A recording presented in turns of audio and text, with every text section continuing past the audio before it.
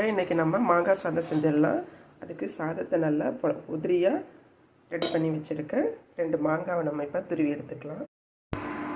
மாங்காய் தோலோட சீவி எடுத்துருக்கேன். இது எதுக்கு தோலோட சீவி எடுத்துருக்கேன்னா, தோலோட சாப்பிடும்போது தான் நமக்கு இதில் இருக்கிற மருத்துவ குணம் வரும். வெறும் சதை மட்டும் சாப்பிட்டோம்னா நமக்கு அந்தளவுக்கு நல்லது கிடையாது. எப்படி பலாப்பழம் சாப்பிட்டா குடலை பலாக்கொட்டையை சுட்டு சாப்பிட்டா சீக்கிரம் செரிச்சிடுமோ, அந்த மாதிரி மாங்காய் தோலோட சாப்பிடும்பொழுது நமக்கு மாந்தம் வராது. அதனால் தோலோட சீவி வச்சுருக்கேன். இப்போது சட்டியில் எண்ணெய் காய வச்சுட்டேன்.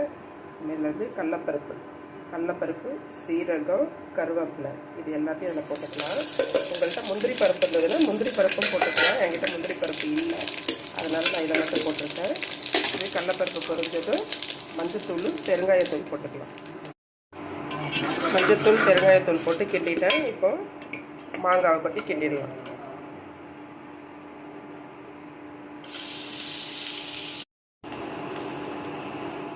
இப்போ பச்சை மிளகா அதோட சேர்த்து அது நல்லா வதக்கி எடுத்துக்குவோம். மாங்காவுக்கு மட்டும் தேவையான உப்பு சாதத்துக்கு நம்ம சாதத்தில் போட்டுக்கலாம்.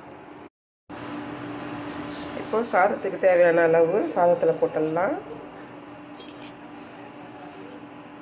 லைட்டாக கிண்டி விட்டுட்டு மாங்காய் இப்போ வதங்கி போச்சு. ரொம்ப குழன்னு வதங்கக்கூடாது. நம்ம சாதத்தில் பார்க்கும்போது மாங்காய் உதிரியாக தெரியணும். அதனால் ஒரு பாதி அளவுக்கு மட்டும் வதக்கி சாதத்தோடு கிண்டிடலாம்.